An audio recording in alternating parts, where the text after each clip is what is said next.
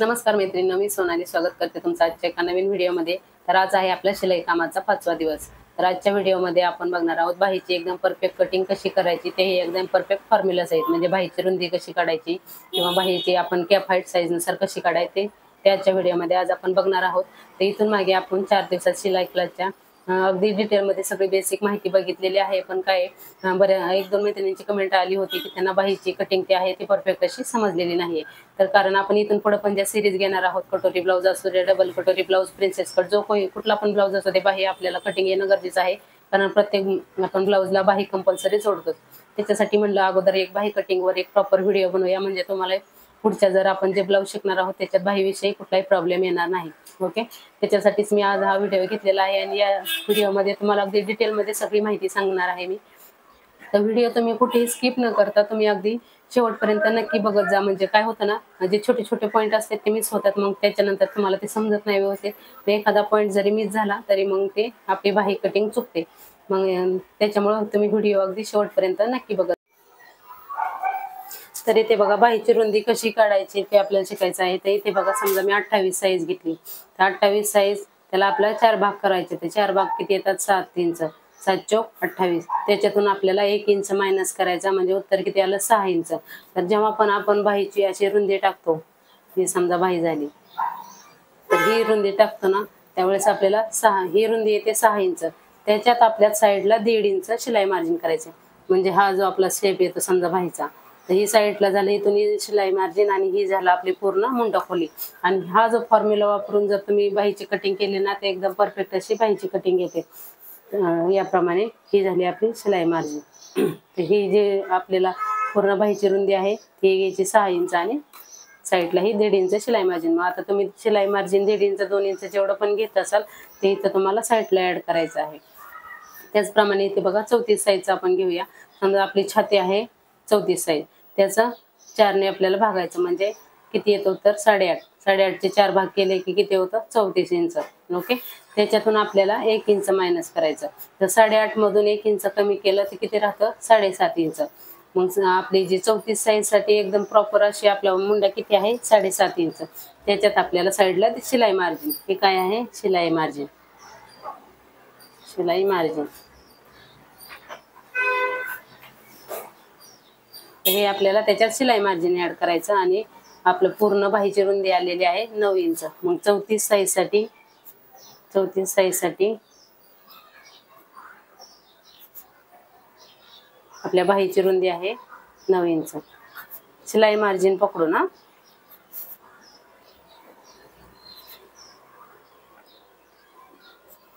आणि हाच फॉर्म्युला वापरून तुम्हाला सगळ्या साईजची तुम्हाला इथं बाहीची रुंदी काढायची आहे। म्हणजे कुणालाच प्रॉब्लेम येणार नाही की बाहीची रुंदी किती घ्यायची कुठल्या साईजसाठी।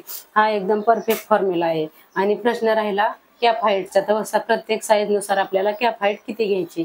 तर इथे बघा समजा आपली छाती आहे 34 इंच, तर त्याचा 12वा भाग करायचा। मग तुमची जेवढी पण छाती असेल त्याचा 12वा भाग करून घ्यायचा।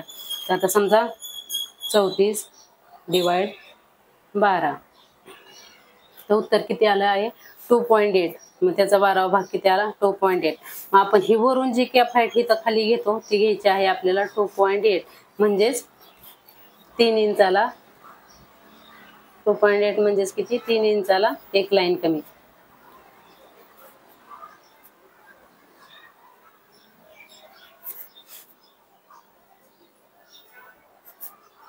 याच फॉर्म्युलानुसार आपल्याला प्रत्येक साईजची कॅप हाईट काढायची आहे। आता समजा आपण दुसरी साईज घेतली। ओके, आता 36 साईज साठी घेऊ। आता 36 साईज साठी आपल्याला कॅप हाईट किती घ्यायची आहे?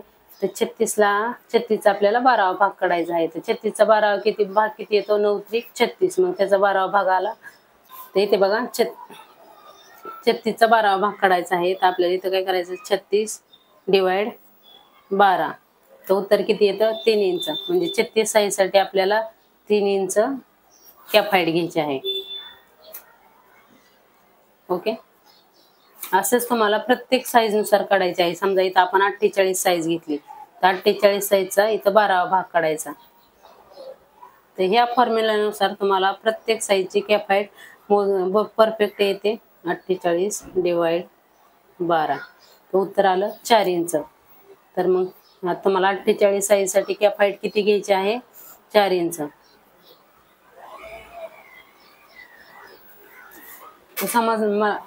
हे सगळं समजलं तर याच फॉर्म्युल्यानुसार तुम्हाला प्रत्येक साईजची इथं बाहीची रुंदी आणि मुंडा खोली काढून घ्यायची आहे. मग तुमची कुठलीही स्लीव्ह असू दे, तुमची छोटी स्लीव्ह 3 इंचाची असू दे, 4 इंचाची असू दे किंवा मग 10-11 इंचाची कुठलीही स्लीव्ह असू दे, हा फॉर्म्युला तुम्हाला इथं वापरायचा आहे. आणि तुमची जी बाही आहे ती एकदम परफेक्ट आणि एकही सुनी पडत नाही, काही नाही, एकदम परफेक्ट अशी बसते. आणि मी बाही कटिंग आता 2 वेळा इथून मागं आपण 2 व्हिडिओ बघितले, त्याच्यात अगदी प्रॉपर अशी बाही कटिंग मी दाखवलेली आहे. तर याच पद्धतीने आपल्याला बाहीची कटिंग करायची आहे. तर हा जो पूर्ण चार्ट आहे आपला, तो मी पूर्ण तयार करून तुम्हाला दाखवते. ओके. तर इथे बघा मी प्रत्येक साईज नुसार बाहीची रुंदी आणि मुंडा खोली जी आहे ती पूर्ण मी मेजरमेंट करून काढलेला आहे. आणि इथं तुम्हाला हा चार्ट दाखवत आहे. आणि ह्या चार्टचा तुम्ही स्क्रीनशॉट घ्या किंवा तुम्ही तुमच्या वहीमध्ये लिहून घ्या. म्हणजे तुम्ही जेव्हा पण बाही कटिंग कराल तेव्हा तुम्हाला जास्त कॅल्क्युलेशन करायची पण गरज नाही. जेव्हा पण हा तुम्ही चार्ट उघडून बघायचा आणि बाही कटिंग करायची, एकदम परफेक्ट अशी बाही कटिंग येणार आहे. ते इथे बघा आपल्याला 28 साईजसाठी 7.5 बाहीची रुंदी टाकायची आणि कॅप हाईट 2.3. तसंच 30 इंचासाठी बाहीची रुंदी आहे ती टाकायची आहे 8 इंच आणि मुंडा खोली घ्यायची आहे 2.5. तसंच 32 साईजसाठी बाहीची रुंदी म्हणजे जी आपण आडवी अशी बाहीची घडी घालतो ना ती. इथे बघा मी तुम्हाला बाहीची कटिंग करून दाखवते. ओके. तर इथे बघा ही आहे आपली बंद बाजू आहे. ओके. आणि ही आहे ती इकडची ओपन साईड आहे. तर इथे बघा समजा आपली बाही आहे 4 इंच, त्याच्यात 1 इंच प्लस करून इथं बाहीच्या उंचीचं मार्किंग टाकायचं. तर इथे बघा 5 इंच मी मार्किंग केलं बरोबर. आणि इकडच्या साईडला पण एक आपण 5 इंच मार्किंग करून घ्यायचं आहे.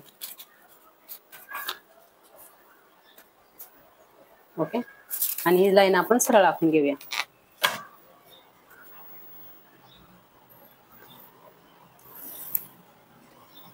ओके. आता त्याच्यानंतर आपल्याला कॅप हाईट घ्यायची आहे. इथे बघा हा चार्ट बघायचा. आता आपण मी 34 साईजसाठी इथं मी बाही कटिंग करत आहे, कारण माझी साईज आहे 34. तर त्याच्यासाठी आपल्याला कॅप हाईट किती घ्यायची आहे? 2.8 इंच. तर ती कॅप हाईट किती कुठे घ्यायची? आणि त्याच्या अगोदर आपल्याला टाकायची आहे बाहीची रुंदी. तर बाहीची रुंदी त्याला म्हणतात बाहीची रुंदी. ही आहे बाहीची रुंदी किंवा तुम्ही बाहीची घडी सुद्धा बोलू शकता. आता काही जण बाहीची घडी बोलतात, कोण बाहीची रुंदी बोलतं, तर ज्याच्या त्याच्यानुसार. आणि ही आहे आपली बाहीची लांबी उंची काही पण असं. त्याच्यात आपण प्लस 1 इंच ऍड केलं म्हणजे 4 इंच होतं. 4 होतं, त्याच्यात 1 इंच प्लस करून आपण 5 इंचावर इथं बाहीच्या उंचीचं मार्किंग टाकलेलं आहे. आणि आता ही बाहीची रुंदी किती टाकायची आहे आपल्याला? आपली आहे 34 साईज. मग त्याच्यासाठी आपल्याला किती घडी टाकायची आहे? 9 इंचाची. इथे बघा बरोबर 9 इंच कुठे येते? इथे बघा 9 इंच परफेक्ट घ्यायचं आणि इथं आपल्याला अशा प्रकारे मार्किंग करायचं. आता इथून मार्किंग केलं, इथून आपल्याला खाली किती घ्यायचं आहे? 2.8 इंच. ओके. तर इथे बघा 2.2.5 इंच. त्याच्यानंतर 1 2 3 लाईन म्हणजे ही 5 आणि 6 7 8 म्हणजे 3 इंचाला 1 लाईन कमी, एवढी आपल्याला इथं कॅप हाईट घ्यायची आहे. ओके. तर इथे बघा ही जी मार्किंग केलंय इथे पण आपल्याला एक सरळ लाईन आखून घ्यायची.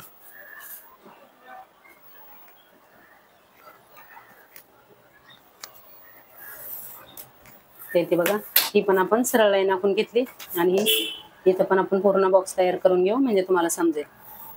ओके. तर आपली बाही येणार आहे इथपर्यंत. ही घडी आहे आपल्या बाहीची. ओके. त्याच्यानंतर आपल्याला टाकायचं असतं आपल्या मुंड्याचं मार्किंग. तर किती आलेलं आहे मुंड्याचं मार्किंग आपलं? 34 साईजचं किती आहे? 7.5. ओके. आपण छातीचा चौथा भाग केला आणि त्याच्यातून 1 इंच मायनस केलं, तर किती आले? 7.5. मग इथं जिथं आपण बाहीची उंची टाकलेली आहे तिथं बघा बरोबर 7.5 येईन इथं ठेवायचं आणि आपला टेप जिथं इथं मॅच होईल ह्या लाईनला तिथं आपल्याला असं मार्किंग करायचं. ओके.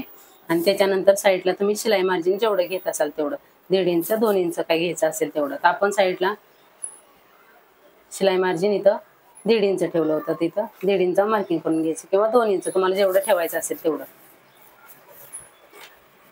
आणि आता इथून आपल्याला असा बाहीचा शेप देऊन घ्यायचा आहे.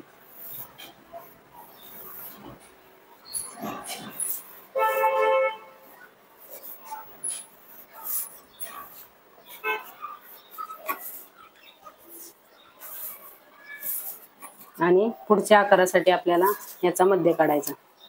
ही 7.5 आहे, त्याचा मध्ये काढायचा. इथे बघा आपला इथे येतो. तिथून आहे ना आपल्याला 3 लाईन म्हणजे 1 2 3 अर्धा इंचापेक्षा 1 लाईन जास्त इथून आपल्याला पुढच्या मुंड्याचा आकार द्यायचा.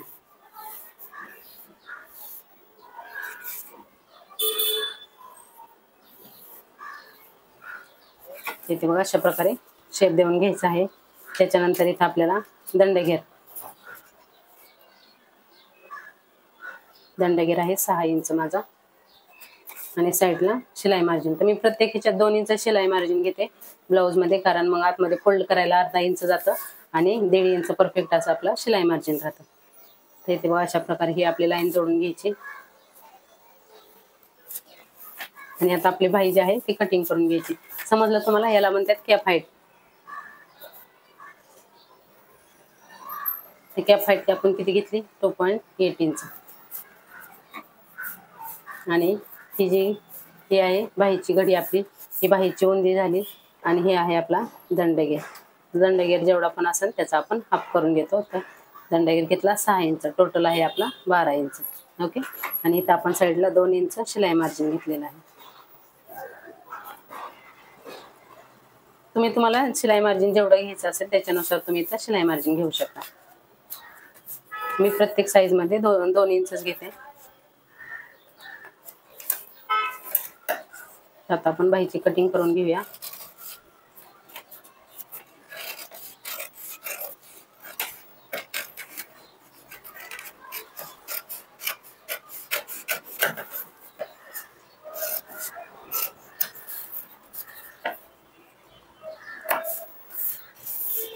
इथे नॉच देऊन घ्यायचा आणि ही जी फिटिंगची लाईन आहे आपली तर आपण इथं असा नॉच देऊन घ्यायचा. आणि हा जो पुढचा शेप आहे तोही आपल्याला इथे कट करून घ्यायचा आहे.